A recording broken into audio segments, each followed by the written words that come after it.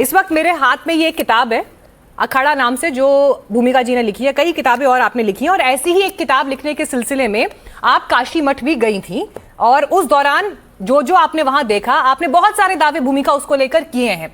और मेरा सवाल आपसे ये है कि ये तो पुराने वक्त की बात है, लेकिन अब जब ये विवाद चरम पर जा चुका है, शंकराचार्य पर गिरफ्तारी की तलवार लटकी है, ऐसे समय में ही आपने इस किताब, दावों को लेकर जो खुलासे आपने मठ को लेकर किए हैं, इस समय पर ही क्यों किए? आपसे 6 महीने पहले क्यों नहीं किए? 10 महीने पहले क्यों नहीं किए? 1 साल पहले क्यों नहीं किए? Why now? अगर आपने हमसे 10 साल पहले पूछा होता तो मैं नहीं बता पाती, क्योंकि ये 10 साल पुराना मामला नहीं है। आने वाले 10 साल बाद अगर आप हमसे पूछेंगी तो भी मैं यही बताऊंगी। आज पूछ रहे हैं, 2022 में जब मैं वहाँ थी तब पूछा जाता, मैं तब भी बता रही होती।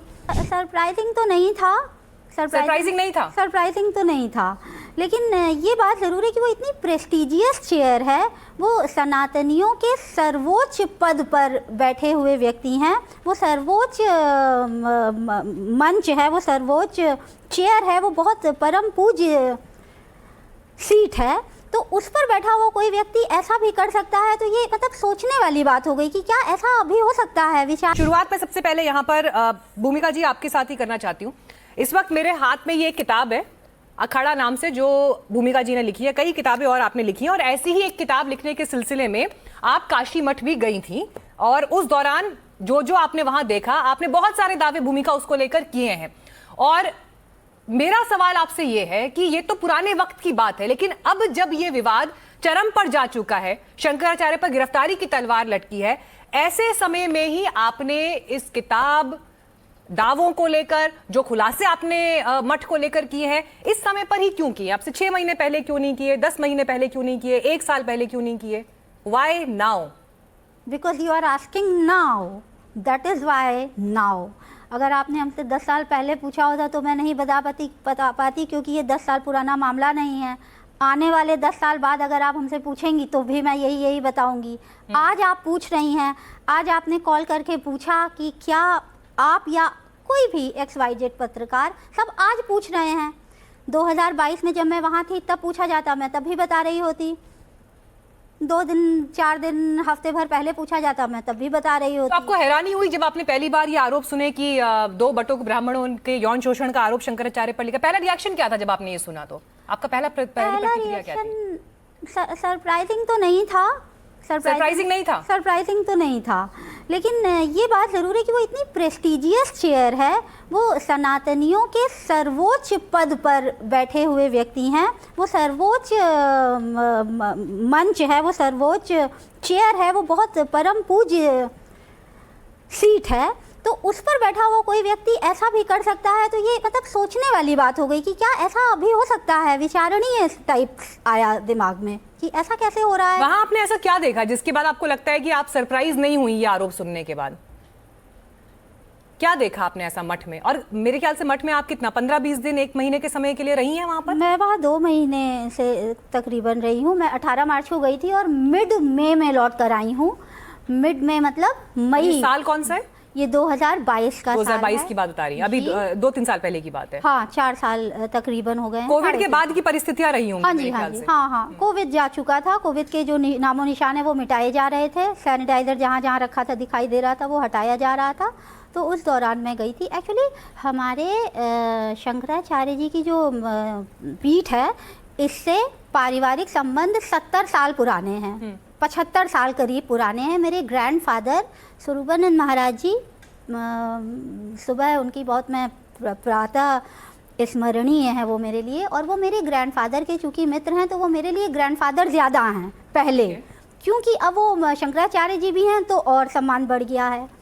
तो इस नाते हमारे इनके 75 साल पुराने संबंध हैं इस पीठ से, इस आसन से, इस गुरु की परंपरा से। तो जो 75 साल पहले के हमारे संबंध है, तो उसमें जब कोई नया व्यक्ति बैठ रहा है तो थोड़ी जिज्ञासा रहती है कि ये कौन सा व्यक्ति है, क्या है। और चूँकि स्वरूपानंद महाराज जी ने मुझसे ये कहा हुआ था, स्वरूपानंद महाराज जी से मेरी काफ़ी समय से दूरी हो गई थी, क्योंकि मैं दिल्ली शिफ्ट हो गई थी, JNU पढ़ने आई थी अध्ययन के दौरान, और महाराज जी उधर ही रह गए थे। वो हर साल आते थे माघ मेले में, जब उनकी, या वो मनकामेश्वर मंदिर हमारे प्रयागराज में, वहाँ आकर ठहरा करते थे। तो बहुत समय से मेरी उनसे आमना सामना नहीं हो पा रहा था, वो सिर पर हाथ नहीं रख पा रहे थे क्योंकि वो बड़े लाड़ से आशीष दिया करते थे। मैं अपनी माँ की गोद से पहली गोद किसी और की गई हूँ तो वो महाराज शंकराचार्य जी थे।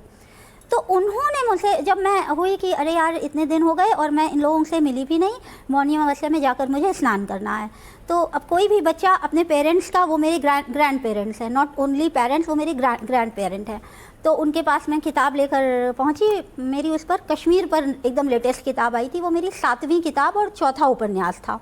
तो लेकर मैं उनके पास पहुंची और मैंने कहा कि महाराज जी ये है, मैंने ये लिखा है, देखिए इतने दिन मतलब अगर मैं आपसे दूर रही हूँ तो ऐसा नहीं है कि मैं केवल घास छीलती रही हूँ, मैंने ये लिखा है। तो उन्होंने पलटे पन्ने, बहुत प्यार से उन्होंने, बहुत उनकी आँखों से इतना प्यार बरस रहा था, इतना स्नेह, इतना वात्सल्य बरस रहा था, तो बड़े खुश हुए, बोलते हैं अरे वाह।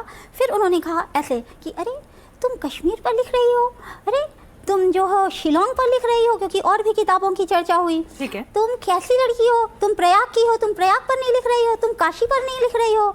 तो मैंने कहा लिखो लिखो, तुम लिखो। तो मैंने कहा हाँ मुझे बिल्कुल लिखना है। तो अब मैंने ये तय किया था कि बाकी सारी चीज़ें जो पेंडिंग में है ख़त्म करके जो नया काम शुरू करूँगी वो इनकी आज्ञा शिरोधार्य है। मेरे ग्रैंडफादर भी हैं, वो ग्रैंडफादर समतुल्य उसी है। किताब के सिलसिले में फिर आप वहाँ आश्रम बनारस आई मैं जी, तो ये वजह रही मेरी वहाँ आने। बनारस में काशी मठ में आपने बहुत सारे दावे जो मेरे सामने खुले हुए हैं। आपने कहा वहाँ कोई सीक्रेट दरवाजा था, लिफ्ट जो है वो एक ही एरिया तक जाती थी, वहाँ दूसरों लोगों को जाने की अनुमति नहीं थी। अमूमन जैसे आश्रमों में होता है सुबह 4 बजे उठकर फिर आपको दिनचर्या शुरू करनी, लेकिन वहाँ ऐसी कोई आपाधापी नहीं थी। Right. और नियम कायदों का उस तरह से पालन नहीं था और बड़ा आलीशान सिस्टम था अंदर। बड़े महंगे कालीन बिछे हुए थे, बड़ी लाइटिंग उस तरह की थी जो किसी महल नुमा जैसी लाइटिंग हो। जब आप ये सारे वर्णन दे रही हैं, इसका सार क्या निकल रहा है आपकी नज़र में? इसका सार ये निकल रहा है कि अब आप लोग जिज्ञासु हैं, पहले आप लोग जिज्ञासु नहीं थे। अगर आप लोग पहले ये जिज्ञासाएं, तो शंकराचार्य जी पर आरोप अभी लगे हैं ना, तो अभी बात होगी इसलिए। हाँ, तो इससे पहले इस तरह के कभी आरोप नहीं लगे। ये बात तो हो ही इस वजह से रही है ना, क्योंकि बहुत गंभीर आरोप, बड़े आरोप लगे हैं। पूरे यूपी की राजनीति में इस वक्त उबाल आ रखा है।